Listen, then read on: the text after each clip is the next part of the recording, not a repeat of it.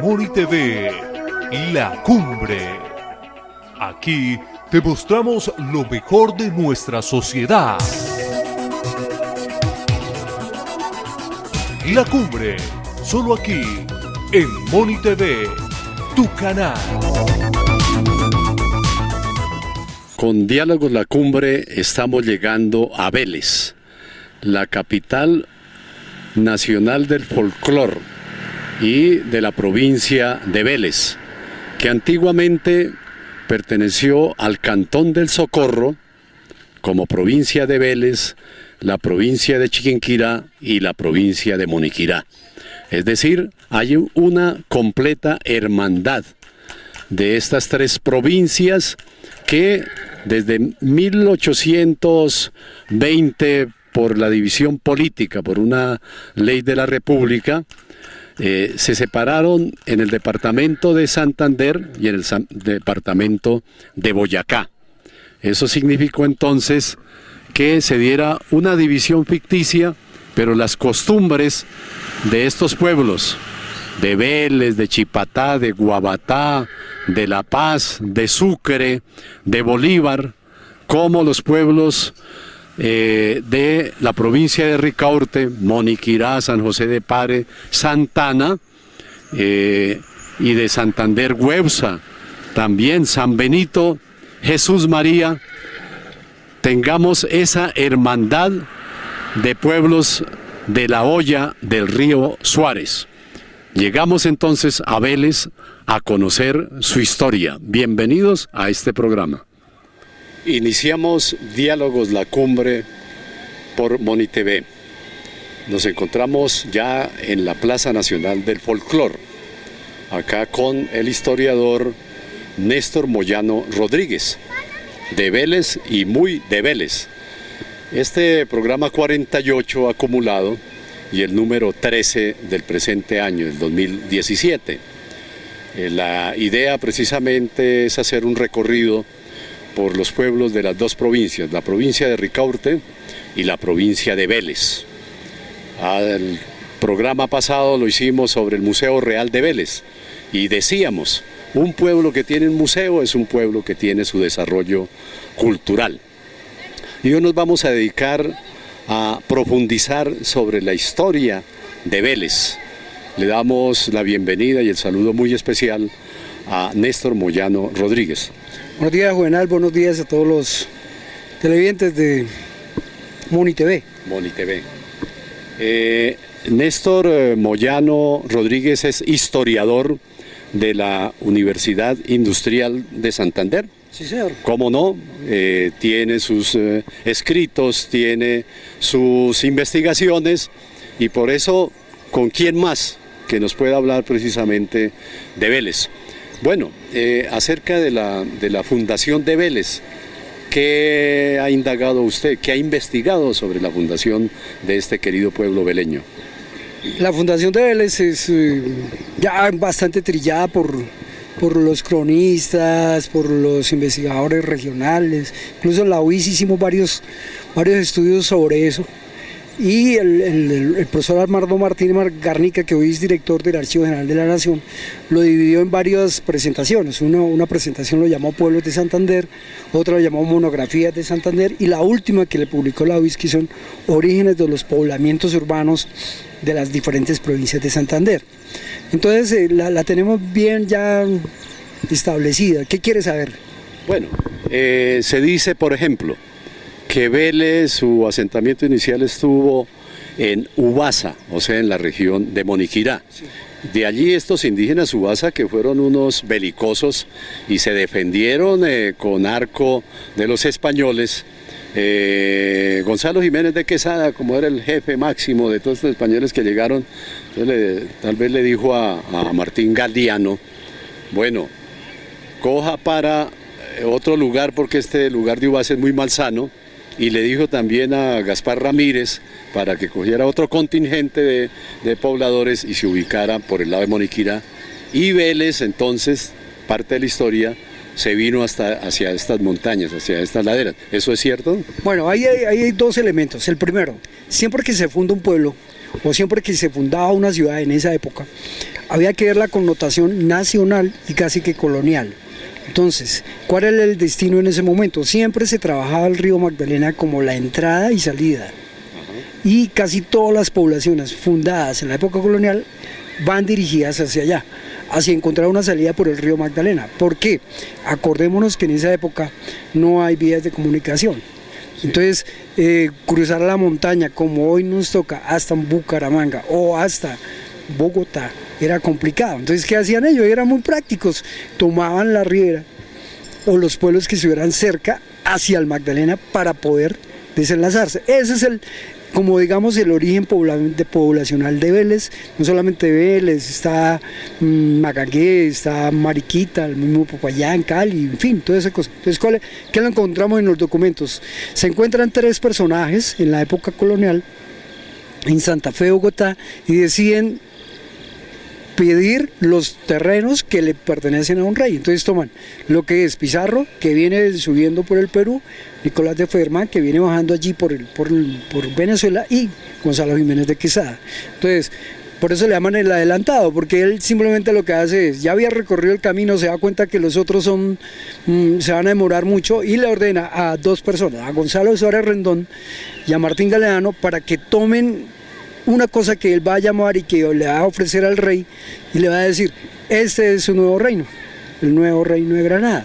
Y para eso toma 3 ejes fundamentales, uno que es Santa Fe, otro que va a ser Tunja y otro que va a ser Vélez. Entonces, cuando usted miren las crónicas y cuando miren todos estos elementos que les estoy contando, va a encontrar que Vélez se fundó el 3 de julio de 1539, después viene Tunja en 1539 y luego vienen las demás poblaciones. Ya Santa Fe había sido fundada, pero van a decir, pero ¿cómo así? Claro, ese es el tiempo que se demora, 1537, para llegar a España. No habían vuelos, por favor, ubiquémonos en esa época, la modernidad no existía WhatsApp, entonces hacer el viaje tocaba hacer eso. Ahora, ¿qué pasa? Desafortunadamente hubo historiadores, hubo personajes, hubo gente que no investigó o que leyó mal. Entonces llegan y toman unas cosas que no son. Entonces, por ejemplo, lo que usted me decía al comienzo, sí, se fundó ahí en Ubaza. Sí, usted lee las crónicas y efectivamente la fundan en Ubaza. Y segundo, hay un traslado de población. Pero el traslado de población no implica nueva fundación. ¿Qué pasa? Usted encuentra en las crónicas, Vélez fue fundado el 3 de julio de 1539. Sí, hubo un traslado el 14 de septiembre. Algún alcalde, algún historiador le interpretó mal y los veleños celebran el 14 de septiembre. ¿Qué pasa? Quedamos después de Tunja. Bueno, esas son cosas precisamente de las crónicas, hasta de indias que llaman, ¿no es cierto? Pero hay lo siguiente, bueno, se habla de la fundación. Vélez por esa época fue supremamente importante, claro. Supremamente importante. Bueno, perteneció al Cantón del Socorro, luego aquí a la provincia... No, ¿qué es lo que pasa, Buena? Lo que pasa es lo siguiente, usted tiene que ubicarse, y la mayoría de gente tiene que ubicarse en 2 elementos importantísimos. Primero, usted tiene que depender, o la gente debe depender, de que en esa época el contexto no era ni el poder político que hay ahora, o sea, legislativo, ejecutivo y judicial. ¿Quién ejercía el poder? El rey. Pero ¿cómo hacía el rey para gobernar desde tan lejos? Había una cosa que se llamaba Cabildo de Justicia y Regimiento, y eso lo tenemos en todos los documentos. Tunja lo tiene, todas las fundaciones lo tienen. Vélez lo tenían, se perdieron, se quemaron, bueno, lo que sea, pero el Cabildo de Justicia y Regimiento era el límite que había entre una ciudad a otra. ¿Qué ocurre?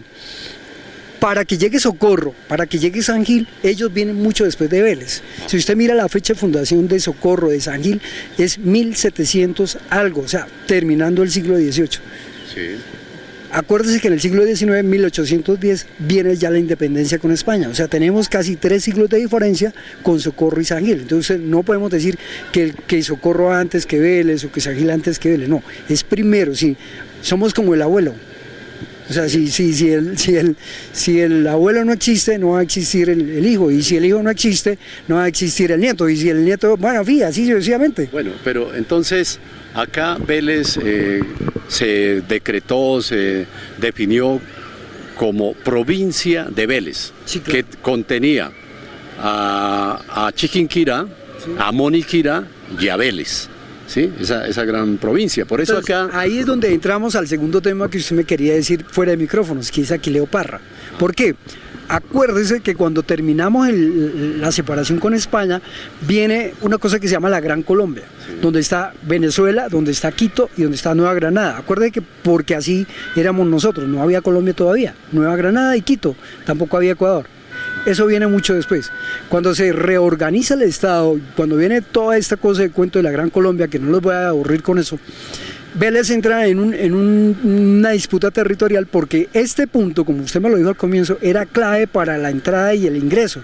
No era como pasa hoy, que tenemos que ir a Bucaramanga para ir a la costa, bajar a Río Negro, después al Playón, después a Límites y llegar a San Alberto. No, en la época colonial llegábamos acá, salíamos al corregimiento que en esa época se llamaba así, La Cimitarra, se tomaba un camino de agua y se llegaba al Carare, Bocas del Carare, y de ahí se llegaba a Macangué y a Cartagena. Esa ruta era lo que utilizó por siempre Aquileo Parra. Aquileo Parra, bueno, eso está bien. Vamos a hacer una primera pausa en Diálogos La Cumbre por Moni TV y ya volvemos.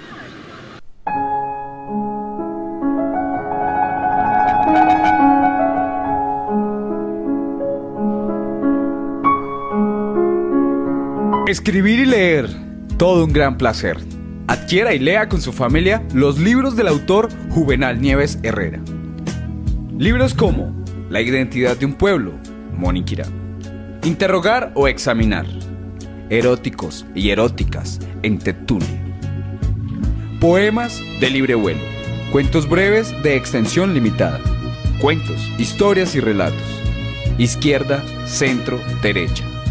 Ideario educativo y pedagógico. De venta en las librerías y papelerías de Moniquirá y la región. Gracias por compartirlos. Juvenal Nieves Herrera.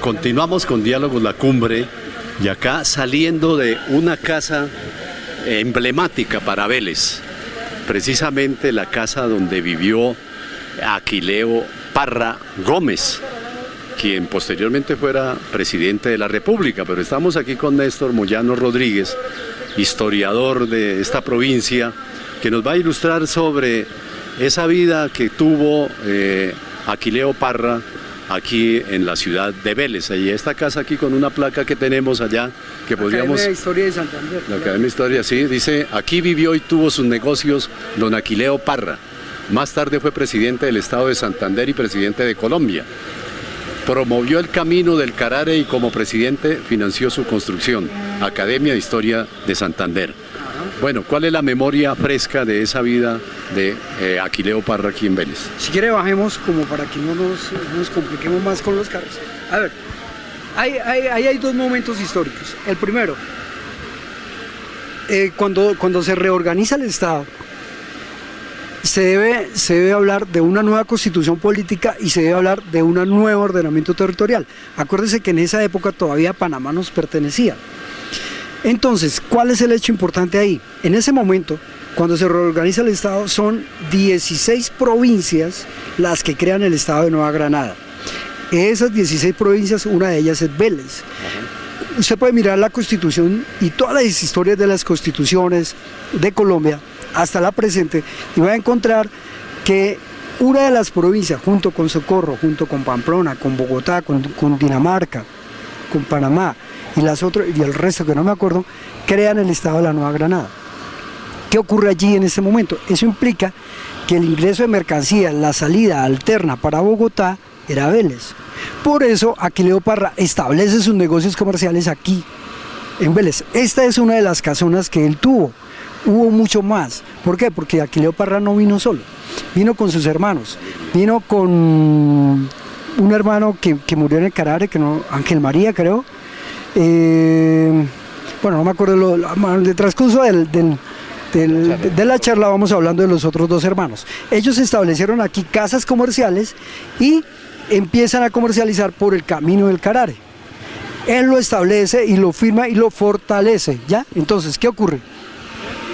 A partir de ahí, la ruta que yo les decía antes del corte, de aquí se sale hacia un punto que se llama Sabana Alta. Él trae a un amigo que se llama José María Landázuri para empezar a construir el camino, junto con algunos presidiarios de la época, y ellos a su vez empiezan a comercializar. De allí a Sabana Alta, que hoy es Landázuri, empieza el camino de agua para llegar por Quebrada Negra hasta el sitio La Cimitarra y de allí bajar a Puerto Bocas, hoy Puerto Araujo. Ahora, pero tengo entendido al final que José Eusebio Aquileo Parra Gómez, que era el nombre completo de Aquileo Parra Gómez, más conocido más cercanamente, pues sí, antes que político en ese momento fue un comerciante. Claro. Vino aquí a sacar adelante su familia, ¿sí? Y entonces fue para mí como el primer concesionario, hablemos de lo que hoy se conoce como una concesión, para habilitar la carretera del Carare. ¿Cuál es el momento histórico ahí? Ese primero que llega Aquileo, pero segundo, que como les decía, había un nuevo... En ese momento había una nueva organización territorial. Recordémonos que ya nos habíamos separado de la Gran Colombia, nos habíamos separado de España. Entonces, ¿qué ocurrió? Lo que ocurre es algo muy sencillo, se reorganiza el Estado y se trae como presidente al general Francisco de Paula Santander. ¿Para qué? Para que gobierne esa república. Es un periodo presidencial de 4 años. Para hacer ese periodo presidencial, Santander organiza el Estado de la siguiente forma. Primero, tiene que haber provincias, después de las provincias, cantones, y por último parroquias, que más tarde serán municipios. Entonces, en ese ordenamiento territorial aparece Vélez. Entonces Vélez va a estar formado por la provincia de Vélez, el cantón de Vélez, Moniquirá y Chiquinquirá. Eso es importantísimo. ¿Por qué? Porque ellos van a tener línea directa con el general Francisco de Paula, presidente de la República. Entonces Vélez en esa época va a tener espacio para 3 representantes a la Cámara, 2 senadores y un gobernador y una asamblea o Cámara provincial, que hoy sería departamental. Ahora, esa Cámara, ¿dónde funcionó? ¿Funcionó aquí en Vélez? ¿En Vélez? Oh, supremamente destacable esa información. Eso nos da para hacer todo un debate, porque yo tengo ahí la lista. Eso fue incluso mi tesis de grado y posteriormente la primera publicación del libro, que muchos de los boleños no creen, pero yo les decía, vea, en esa época volvemos a estar sin modernismo. La población en Colombia no es mucha, pero Vélez es clave. ¿Por qué? Porque a partir de ahí se empieza a generar el desarrollo. Aquí entró la educación. Habían 2 colegios importantes, uno aquí en Vélez, otro en Chiquinquirá, y en Moniquirá habían escuelas de secundaria que no se tomaban como colegios. Las mujeres empezaron a escribir y a leer, que no se tenía, por eso la constitución provincial de esa época. Les resumo a los televidentes, en esa época toda esa provincia alcanzó a tener 110.000 habitantes por los censos que se hicieron. Y fue tan importante que Agustín Codaxi vino, hizo una reorganización del territorio y mencionó por dónde debía quedar el camino de Carare, haciendo la modificación, para que un personaje como Agustín Codaxi se desplazara a lugares, era porque el sitio era muy importante. Segundo, porque tenía la anuencia política del presidente de la época, que fue Tomás Cipriano Mosquera. Y en los documentos que hemos encontrado y que hemos visto, Tomás Cipriano Mosquera, Manuel Murillo Toro, Florentino González y todos aquellos que formaron parte del Olimpo radical, que posteriormente van a hacer que Aquileo Parra sea presidente de Colombia, vinieron a Vélez. Sí, ahora, esta crónica tan destacada, tan importante, que usted domina, uno diría, bueno, es una pregunta de esa época a la actualidad. Si Vélez logró ser tan importante en la vida política, no solamente de la región, sino del país, yo me venía preguntando acá para este diálogo, bueno, hoy Vélez está un tanto opaco. ¿Qué es lo que pasa? Lo que pasa es que viene la segunda parte. Buena su pregunta. ¿Por qué? Porque primero, les había dicho desde el comienzo en el primer corte que todo obedece a políticas nacionales. En la época colonial Vélez fue clave porque fue ruta alterna junto con Honda para ingresar mercancías y para el transporte de pasajeros. En esta época también es importante porque todavía no hemos conocido otra salida al mar sino por el río Magdalena. Y ahora viene la clave más importante de su pregunta. Entonces, ¿cuál es el problema? El problema es que, acordémonos que en 1857 se habló de los famosos Estados Unidos de Colombia, que es con la famosa Constitución de Río Negro de 1861, que posteriormente, en 1863, ya se va a proclamar. Por eso es digamos, como un modernismo, como decir ahora, el libre cambio, el proteccionismo y toda esa cosa. Entonces, ¿qué hablan ellos en ese momento? En ese momento hablan de abrir una apertura mercantil, tener un nacimiento y cambiar la Constitución. Entonces, cambian la Constitución política a un reordenamiento territorial diferente. El Estado se va a llamar Estados Unidos de Colombia, formado ¿por qué? Por estados. A su vez, a su interior va a estar formado por departamentos y a su vez va a estar formado por municipios. Ya aparece la primera vez la palabra municipio, pero esa Constitución se vuelve a cambiar en 1886 y se reordena todo el territorio. Entonces, ¿qué es lo que pasa?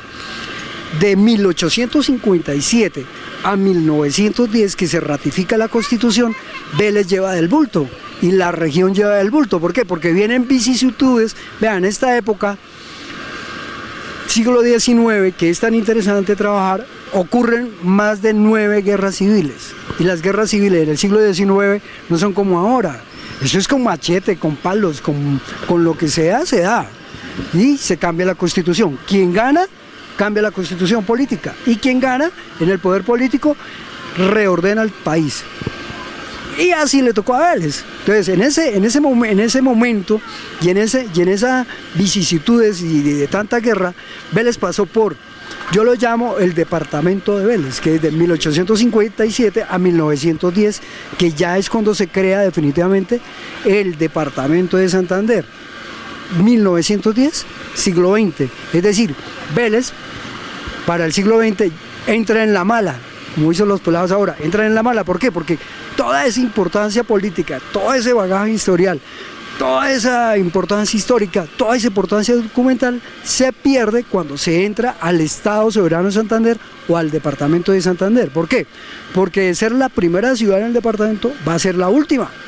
La última, y como queda un tanto lejos de Bucaramanga, entonces como que se desconoce los desarrollos históricos. Ahora, la Constitución del 91 pues habla ya también de un país de regiones, y tenemos esta región, digamos, alrededor del río Suárez, que conforman todos estos pueblos encantadores, maravillosos, con los cultivos de la caña, de la panela, de la guayaba, la industria panelera, la industria del bocadillo, y otros desarrollos que ha tenido, para fomentar exactamente, no lo que se conoce, Néstor, como el chauvinismo, ¿no? Que cada pueblo levanta la mano, es que nosotros somos mejor que los de allá. No, Moniquirá, Vélez, Puente Nacional, Barbosa, deben trabajar por una integración regional. Y vamos con un segundo corte en Diálogos La Cumbre por Moni TV.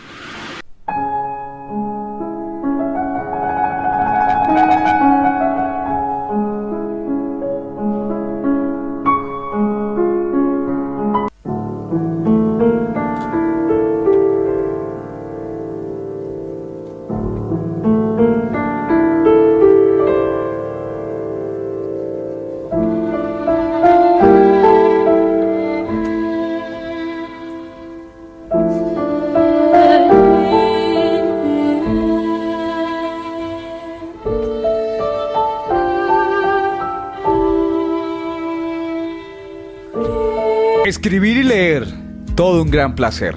Adquiera y lea con su familia los libros del autor Juvenal Nieves Herrera. Libros como La identidad de un pueblo, Moniquirá. Interrogar o examinar. Eróticos y eróticas en Tetule. Poemas de libre vuelo. Cuentos breves de extensión limitada. Cuentos, historias y relatos. Izquierda, centro, derecha. Ideario educativo y pedagógico. De venta en las librerías y papelerías de Moniquirá y la región. Gracias por compartirlos. Juvenal Nieves Herrera.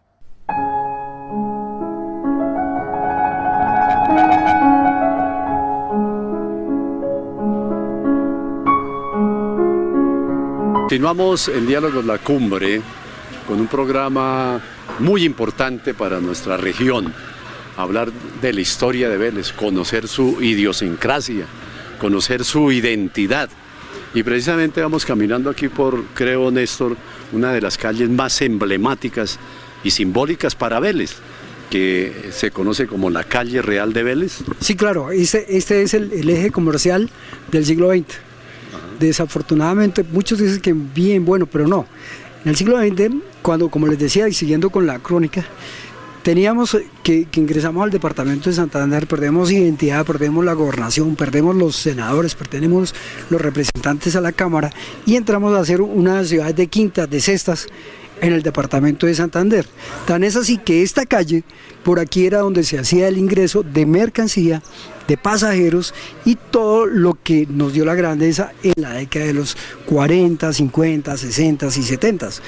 De aquí, por este punto, Juvenal, entrando hacia acá, teníamos la salida hacia lo que es el Carare y a lo que es Bogotá y todo lo que es la capital, Tunja, Moniquirá y todo lo demás. Por aquí se entraba y se salía.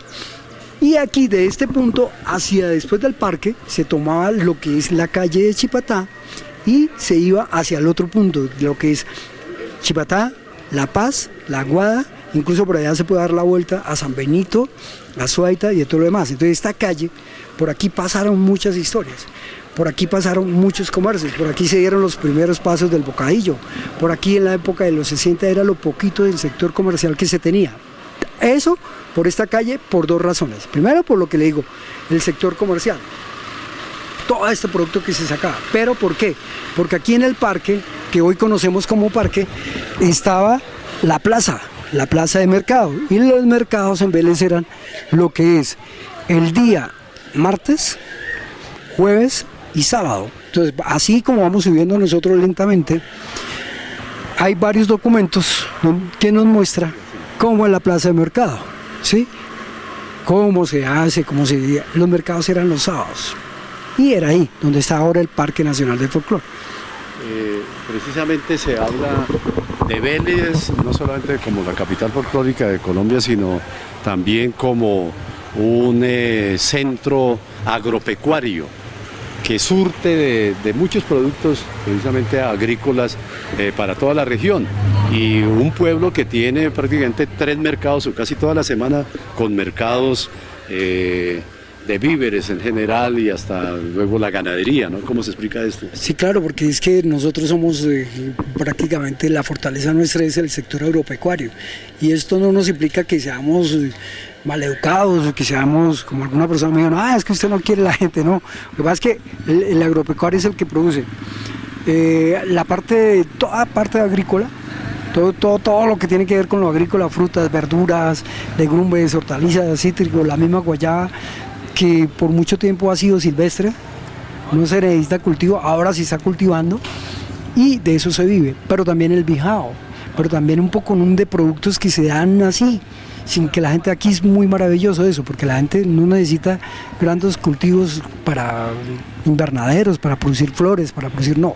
Despensa agropecuaria de Santander. Pero también hay vacas. Ajá. También tenemos toda esa parte de vacuna, hay ovejas, hay cabras, ahora, hay también, caballos, hay caballos, eso desde los españoles que llegaron por ahí, que trajeron seguramente algunas y aquí el caballo, ¿no? Y aquí sí. se ha tenido buenos criaderos de caballos. Y aquí el caballo tiene dos connotaciones. La primera, que es para el mercado que usted me dice, de caballo fino, de equino, de mular y toda esa cosa, pero también el caballo de carga. El señor que tiene su caballo fino a veces también tiene su caballo para mover la caña, para mover, las mulas, para mover todo lo que se le requiere en el campo. Pero también a su vez de pronto uno que otra mulita, uno que otra burrito, ¿Para qué? Para lo que es la labor doméstica que se necesita. A su vez también hay mucha gente que tiene gallinas ponedoras. ¿Sí? Hay mucha gente que tiene el ganado de cerdo porcino, que también se está imponiendo. Ahora también tenemos mucha gente que está vendiendo trucha, que tiene sus estanques, está vendiendo trucha, está vendiendo toda esa gama de productos que se dan cachamas y toda esa cosa que se dan en los estanques. De eso se vive y de eso comercial. Pero también usted conoce el bocadillo. Ajá. O sea, Hablaremos un poco más adelante del bocadillo. Ahora, pues tenemos todo lo que es sector agropecuario. Sector agropecuario. En esta calle Real de Vélez, observando estas casas de carácter colonial, digamos, que se constituyen en un patrimonio arquitectónico, ¿se ha defendido el patrimonio aquí en Vélez? No. Eso sí da pena decirlo, pero no, vea, en este sector, yo no sé si él nos pueda mostrar, aquí había una casa de casi 400 años, sí, por ahí tengo algunas imágenes, y vea lo que quedó, porque se hizo una pelea y porque se hizo una de estas, pero la edificación iba a ser totalmente moderna. Aquí se demolieron se demolió todo lo que era el adobe, todo lo que era la casa de teja para dejar esta construcción nueva, donde están los centros comerciales y donde están los apartamentos. Más o menos se intentó conservar, porque la casa es muy grande, da por esta calle, pero también por la otra. Entonces, ¿qué le quiero decir? En ciudades como Villa de Leyva, de pronto Paipa, Barichara, Girón, Guaduas, Salamina, Armenia, se han protegido esas casas. Se ha protegido el centro histórico, se han hecho bienes de interés cultural, se han dado como patrimonio general o municipal para que se protejan. Aquí no, aquí cualquier alcalde llega, nos cambia, nos mutila, cualquier empresa de servicios que tiene que romper, pues lo rompe y deja como se le dé la gana. Entonces, ese es el problema que tenemos acá, porque no hay una preservación de ese pasado colonial. Incluso hay gente que prefiere cambiar la teja de barro por ponerla de tarnía, o viceversa. Bueno, para nuestra audiencia de estos pueblos, sí, lamentablemente, y hay que reconocerlo, que ese espíritu de conservación, no de las cosas viejas, sino de las cosas antiguas que tienen todo un valor, toda una memoria histórica, todavía no está por demás de solicitarle a las autoridades municipales, a los consejos, a los jefes de planeación, que ese modernismo, por favor, no se desborde y se mantengan. Siquiera aquí hay, no sé, 50 casas como patrimonio arquitectónico de Vélez que hay que defender. Sí, claro, pero lo que pasa es que volvemos a lo mismo. O sea, si por ejemplo el dueño de la casa, a quien le corresponde, no se compromete, ¿cierto?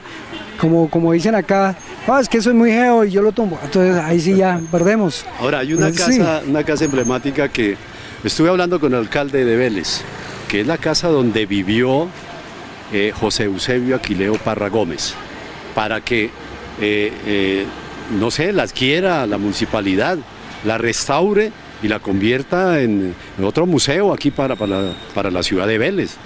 Ese es otro, como yo le llamo a ellos, ese es otro chicharrón, porque es que el municipio como tal, ya pasando a ese legado cultural y toda esa cosa, pues el municipio como tal tampoco cuenta con recursos. Aquí la mayor parte de los recursos que se tiene, que se adquieren, que llegan, es triste reconocerlo, pero se van para una nómina. O sea, se gasta más en nómina. Usted, por ejemplo, y la mayor parte de televidentes dicen, pero es que él no progresa, pero es que él no sé qué, las calles, no sé qué. Sí, solo se hace un análisis y se mira la finanza de municipios de recursos propios y del sistema general de participación. La mayor parte de los ingresos es para pagar nómina. Nosotros hemos dicho en otros programas que los alcaldes, los consejos, se deben dar, como se dice popularmente, la pela. Colocar en primer lugar el tema de la educación y la cultura. Eso lo dejamos aquí en el ambiente, porque algún día algún administrador tomará el toro por los cachos e inicia por esas propuestas que van a redimir realmente a los pueblos. Estamos llegando a otro corte en Diálogos La Cumbre por Moni TV.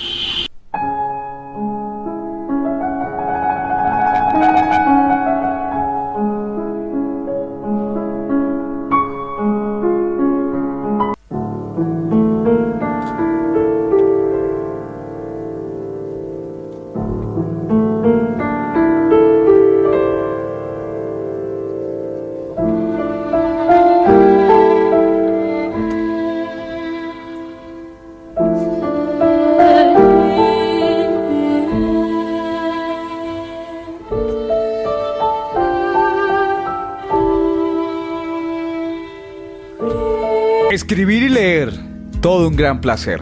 Adquiera y lea con su familia los libros del autor Juvenal Nieves Herrera. Libros como La identidad de un pueblo, Moniquirá. Interrogar o examinar. Eróticos y eróticas en Tetuli. Poemas de libre vuelo. Cuentos breves de extensión limitada. Cuentos, historias y relatos. Izquierda, centro, derecha. Ideario educativo y pedagógico. De venta en las librerías y papelerías de Moniquirá y la región. Gracias por compartirlos. Juvenal Nieves Herrera.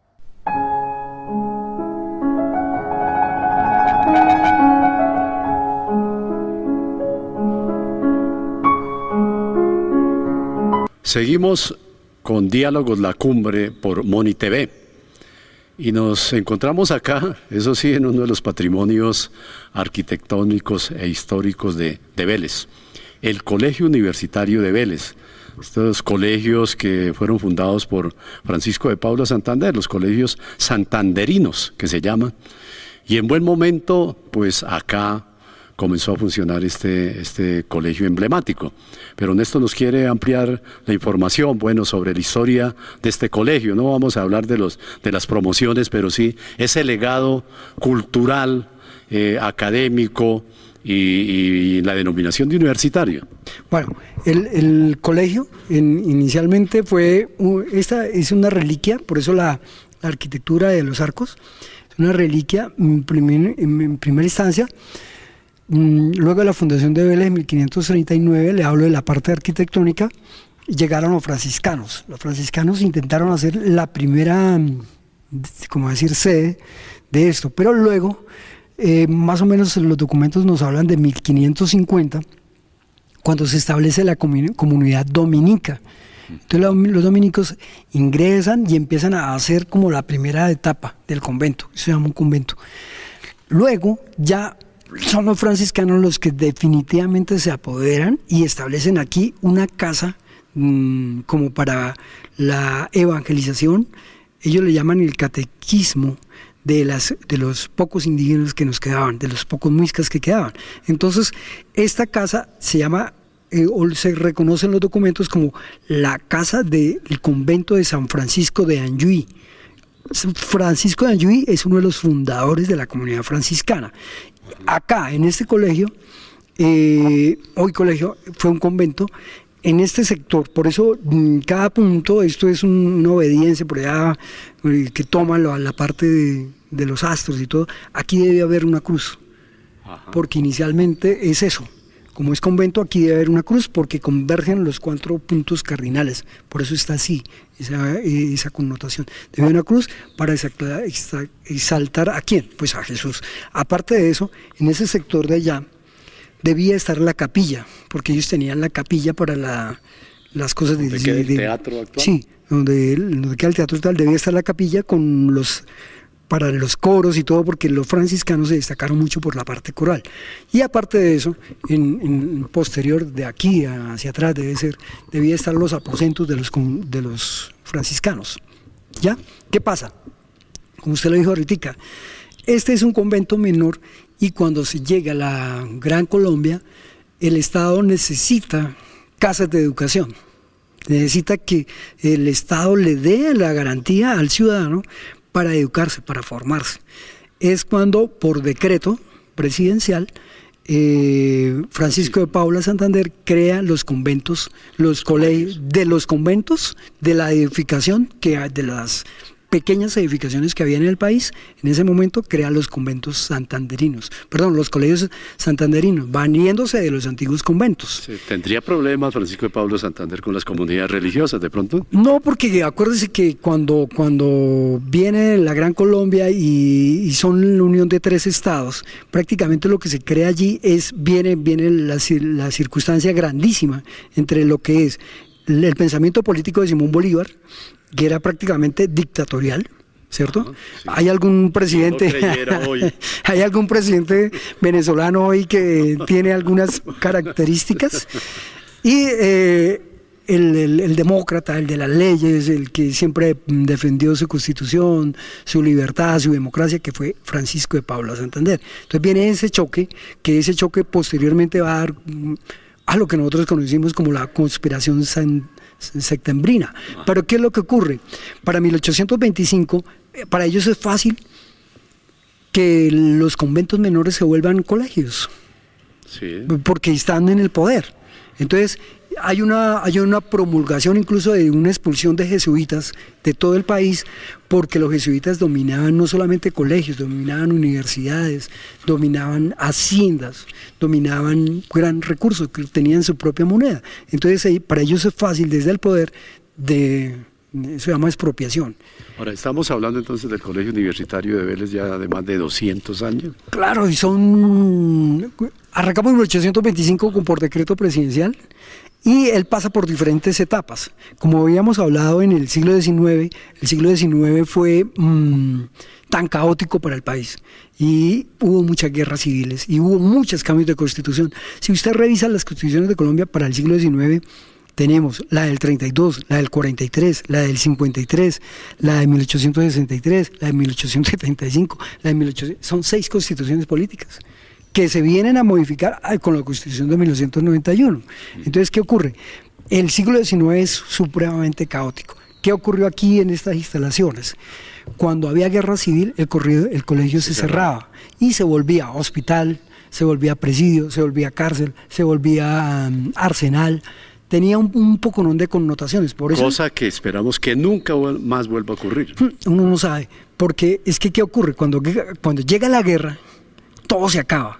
Eso fue una de las discusiones que tuve con unos investigadores musicales que me decían de la parte del torbellino y musical. Le pingo, pero ¿cómo va a ponerse uno a tocar guitarra o requinto, a cantar una guaina, si en cualquier momento está dando papaya y lo matan?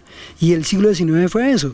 Entonces, este colegio durante el siglo XIX se cerró para dar paso a un hospital. Como es tan grande, se da paso también para alojamiento de la gente que capturan, de los rivales. También se da paso, ¿para qué? Para guardar las armas. Pero también sirve como alojamiento para los víveres, ¿sí? Entonces, como instalación, sirvió al Estado colombiano de mucho. Incluso hubo una ley para que los colegios santanderinos se volvieran universidades. Eso lo alcanzó a sacar un senador de la República, pero no se llegó no se aprobó, no se logró, pasó los debates, pero la idea era que los colegios santanderinos se volvieran universidades, valiéndose de esa riqueza cultural, arquitectónica y documental que está ahí, porque imagínense, si el Estado colombiano en el siglo XIX no hubiera contado con estas edificaciones, no había Estado, colapsa, porque ¿dónde se meten usted los heridos? ¿Dónde mete usted los enfermos? ¿Dónde mete las municiones? ¿Dónde mete todo? Claro, para eso era esto. Sí, lo que se da en las emergencias, ¿no? Siempre utilizan pues los centros educativos como lugares de albergue, ¿no? Correcto. Ahora, acá ya más recientemente tuvo... Claro, entonces ahí viene la segunda, la otra etapa, cuando ya la guerra civil de los 1000 días, que también sirvió el colegio para eso, entonces el colegio se había cerrado, viene un curita, que después fue Monseñor de Pamplona, afanador y cadena. Él toma el colegio y lo llama Colegio de la Paz. Entonces el colegio empieza nuevamente a resurgir. Para 1910 el colegio ya tiene secundaria y todo el mundo en Vélez quiere el colegio. Es para 1937 cuando ese Monseñor afanador y cadena ya es Monseñor. Entonces hace las gestiones para que el Ministerio de Educación venga, lo revise, mire las instalaciones como es hoy en día, y establezca aquí lo que nosotros conocemos como Colegio Nacional Universitario, que se vuelve oficial.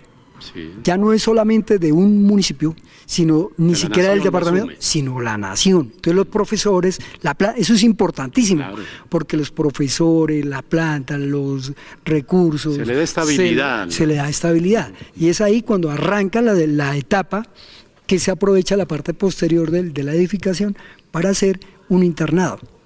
Eso, el internado, le iba a preguntar precisamente que esto funcionó, un internado. Claro, ¿no? de varones. Y venía de varones y venía gente pues de muchas regiones, claro, de Moniquirá, de Barbosa, de Vélez, claro, el colegio universitario era de todas las regiones del país. Todas las regiones del país, además por su nombre. Bueno, esto da para seguir hablando. Pero entonces venga, le cuento, le cuento del colegio. Entonces, ¿qué ocurre? En el sector donde están los comedores, para la década del 60 hubo un temblor de tierra. En ese temblor de tierra casi mueren los internos. Entonces el ministerio vino, organizó el colegio y determinó crear una sede diferente a esta, porque ellos dijeron que no sabían. Fue cuando en ese momento funcionaba una cosa que se llama ICSE, Instituto de Construcciones Escolares de Colombia, y es la sede que queda a la entrada. Ajá. Esa sede es de la década del 60, que es la que queda a la entrada de Vélez. Sí. Esa es la sede campestre. Esa es una sede prácticamente que universitaria. Esas son las dos sedes junto con la sede del Centenario, que también pertenecen al colegio. Bueno, eso sobre el Colegio Universitario de Vélez, pero uno conoce que Vélez casi es un centro estudiantil, por darle esa denominación, porque tenemos dos colegios más, el Colegio Isabel Balbuena y el Colegio de las Belemitas. Además de eso, de los que están en los corregimientos, que es el Colegio del Alto Jordán y del Galtaer. Sí, y los colegios, digamos, de primaria, los colegios rurales, eso hace que se convierta en un lugar, además por su clima, muy apetecible, muy agradable. Para estudiar. Para estudiar. Bueno, y esa sería una invitación, ¿no? A que nos desplacemos a Vélez, no solamente a conocer su pueblo, su arquitectura, sino también su riqueza cultural, esta historia precisamente que se ha venido contando del Colegio Universitario de Vélez, de la calle Real de Vélez, de la Plaza Nacional del Folclor, bueno, y tantas cosas más que podríamos hablar, Néstor. Sí, claro, y importante conocer la historia, porque fíjese que hay algo que uno debe tener en cuenta, y es que si uno no conoce la historia, pues no la valora. Y segundo, que con base en esos elementos uno puede construir un mejor futuro. Sí, y este relato, esta crónica que hemos venido adelantando con Néstor Moyano Rodríguez, historiador de Vélez y muy de Vélez, nuestros jóvenes, nuestros niños, nuestros estudiantes de las provincias, es decir, lo que decíamos en algún momento, somos hermanos. Moniquirá, Barbosa, Puente Nacional, Guabatá, tenemos prácticamente la misma historia, es historia, y cosas que se han dado para lamentar, pero otras cosas para destacar y resaltar. Son identidades agropecuarias, allá también hay bocadillo, allá también hay molidos, allá también hay chicha, allá también hay guarapo, hay algunos cantos de guabina, hay algunas cosas de torbellino. Entonces, la identidad está, ¿sí? El fortalecimiento se da.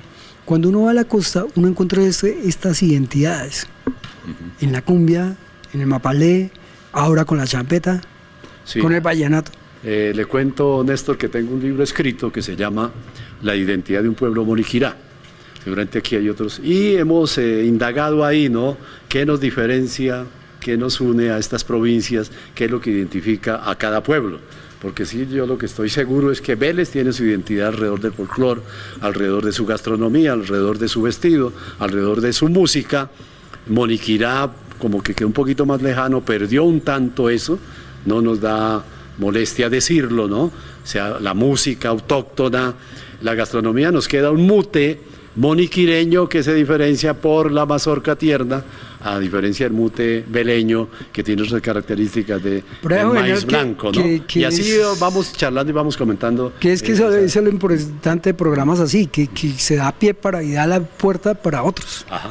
Y ofrecemos que próximamente tenemos que tomar otros temas. Bueno, estamos llegando a la parte final de Diálogos La Cumbre desde Vélez, Santander, a 2.200 metros sobre el nivel del mar, una temperatura agradable, ¿no? Una comunidad que quiere a su pueblo y se manifiesta principalmente en ese Festival de la Guabina y el Tiple que se realiza todos los años en la primera semana de agosto. En un resumen de este programa sobre la historia, sobre aspectos, ¿no? Alguna reseña de elementos importantes que destacamos en este programa. De ellos, ¿qué quedaría como para una próxima oportunidad, Néstor? Pues básicamente como establecer que los diferentes pueblos tienen sus historias, pero que cada una obedece a un parámetro nacional, a un contexto nacional, que es el que finalmente es el que va a ganar. Segundo, que hemos pasado por diferentes etapas históricas que ahí están desconocidas, pero que son fundamentales para lograr la identidad.